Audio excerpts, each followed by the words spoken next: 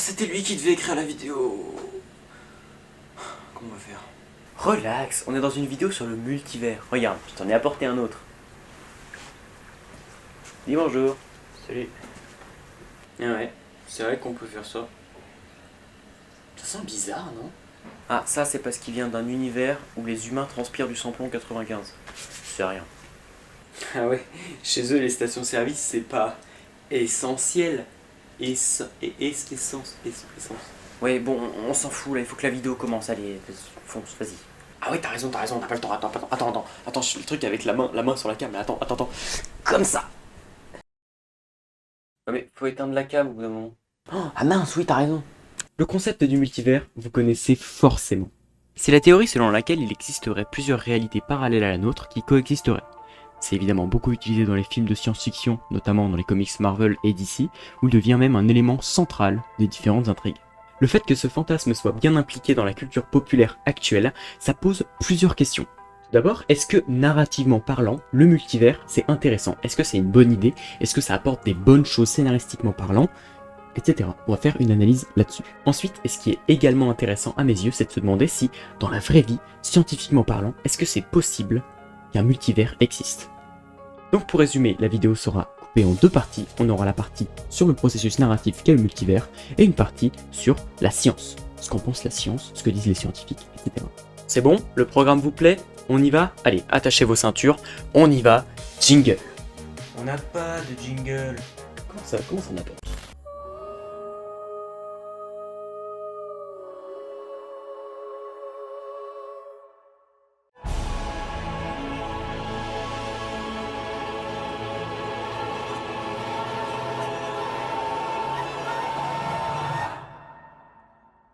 Pour introduire le sujet, une bonne question, ça pourrait être ça vient d'où cette histoire? Comment on a eu l'idée du multivers? De bons éléments de réponse pourraient être trouvés du côté de la mythologie scandinave, qui fonctionne sur un agencement de plusieurs mondes, dont le nôtre, Midgard, Asgard, celui des dieux, etc. C'est par exemple de cette organisation que s'inspire la licence de jeu de rôle Donjons et Dragons pour la construction de ces mondes. Bon par contre, eux, ils ont un petit peu abusé. Ok, mais pourquoi est-ce qu'on fait ça, d'inventer un multivers? Je veux dire, faire une histoire dans un seul univers, je pense que ça fonctionne aussi. Eh ben non. Enfin, si, ça fonctionne, mais vous allez voir que le multivers permet plusieurs choses scénaristiquement. Premièrement, pour un scénariste, ça peut permettre de structurer son monde et d'apporter des éléments de réponse à certains événements. Ouais, même si parfois c'est un peu foireux. Et pas mort, toi? Si, mais en fait, ils ont ramené une pommade pour les pieds d'un autre univers qui a pour effet secondaire de ressusciter les gens, enfin c'est... Ah bon, d'accord, peu importe. Deuxièmement, et c'est surtout pour ça que c'est utilisé en vrai, ça permet de sortir de la trame principale de l'œuvre, du canon, comme on dit, pour faire n'importe quoi, vraiment n'importe quoi. Et là, une fois que les vannes sont ouvertes, on peut tout faire. Réécrire des événements comme Marvel le fait avec la série What If, faire des caméos de personnages, et plus rien n'a de conséquences. Vu que c'est le multivers, on s'en fiche. Bon, je dis que tout est autorisé dans un multivers, c'est pas tout à fait vrai.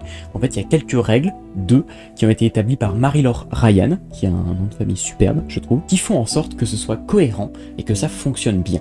La première règle, c'est qu'il faut qu'il y ait une coexistence d'états des événements contradictoires. Qu'est-ce que ça veut dire? C'est très compliqué en fait, mais ça veut dire seulement que deux choses qui sont normalement impossibles en même temps doivent être possibles dans un multivers. Je vais vous donner un exemple, ce sera plus simple. Par exemple, le fait que dans notre monde, Hitler se soit suicidé annule complètement la possibilité qu'il soit mort de vieillesse, alors que dans le cas d'un multivers, les deux possibilités existent dans deux mondes différents. J'ai battu mon record. Je comprends. La deuxième règle, c'est qu'il faut qu'il existe des doubles des personnages de l'histoire dans un autre univers. Bah oui, sinon ça n'a aucun intérêt et l'autre univers pourrait tout aussi bien être une autre planète que ça reviendrait complètement au même, comme dans Avatar par exemple. Tout ça c'est bien joli, on s'amuse, c'est un énorme terrain de jeu pour scénaristes, mais il y a quand même des limites au multivers, et on va voir ça tout de suite. La principale limite d'un multivers, c'est que au final en fait ça part dans tous les sens. Et d'une manière ou d'une autre, les scénaristes confrontés à un multivers finissent toujours par un reboot, histoire de faire table rase.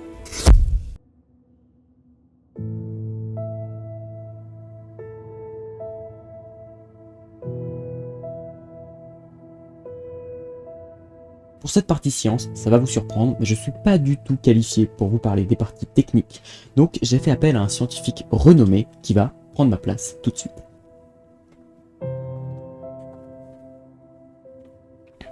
Alors moi de base je voulais une animation avec un portail et moi qui sors et tout, mais on n'a pas trouvé un variant de moi qui soit assez doué en montage, donc... Évidemment, étudier le multivers dans un cadre scientifique, c'est très théorique. Parce qu'évidemment, on n'a pas observé de phénomène du genre dans l'histoire de l'humanité, donc vous imaginez bien que c'est un peu compliqué. De ce fait, il existe une réelle scission entre les scientifiques qui pensent que le multivers pourrait exister et ceux qui pensent pas du tout que ça pourrait exister. Du côté de ceux qui sont pour, il y a vraiment pas mal d'arguments et c'est ceux que je vais vous présenter maintenant. L'inflation cosmique. C'est le fait que l'univers s'expande à l'infini depuis sa création. Et qui dit infini dit que tout est possible. Donc théoriquement, il se peut que les conditions exactes de la création de notre univers soient réunies à nouveau encore et encore pour donner naissance à d'autres univers qui pourraient différer sur deux petits points. Par exemple, dans un hypothétique univers, je pourrais, mais ce serait vraiment super improbable, porter un casque de chantier. La théorie des probabilités de Schrödinger. Cette théorie repose sur une extension de la célèbre expérience de pensée du chat de Schrödinger.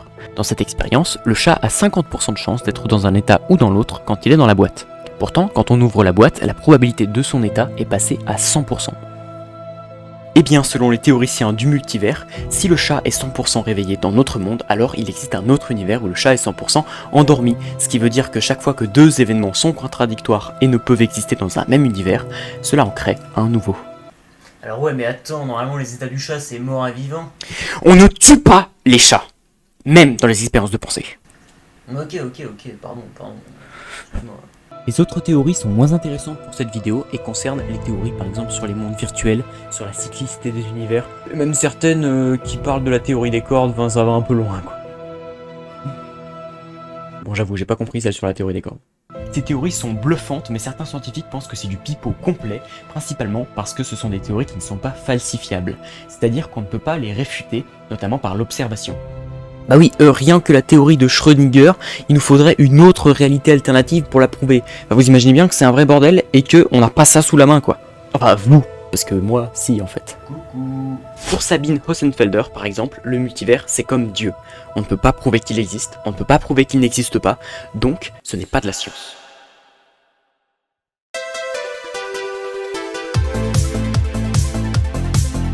Au final, qu'est-ce qu'on doit penser du multivers ? Bah déjà ce que vous voulez, parce qu'en fait c'est une question ouverte, il n'y a pas vraiment de réponse. On peut y voir plein de choses, on peut y voir qu'un processus scénaristique qui permet d'apporter beaucoup de divertissement mais également beaucoup de confusion. On peut y voir une ouverture sur l'avenir en se disant que quand on découvrira des univers alternatifs, on pourra piller leurs ressources. Pour ma part, le multivers c'est comme la téléportation, c'est super cool dans les films, même si bon quand c'est pas maîtrisé ça va nulle part, mais je suis pas sûr que ce serait souhaitable que ça existe dans la vraie vie véritable. C'est ainsi que se clôture cette vidéo sur le multivers. J'espère que dans l'un des cœurs de vos variants universels, elle vous plaira. Et moi, je vais vous laisser là. Et je vous fais des gros bisous. Je sais pas comment on fait une outro. Attends. Et là, tu vois, tu appuies sur le bouton arrêter la vidéo.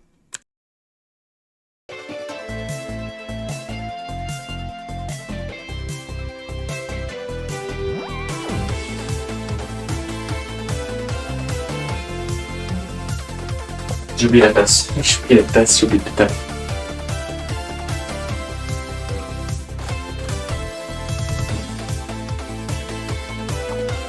En fait, je suis encore en vie. Je vais bien.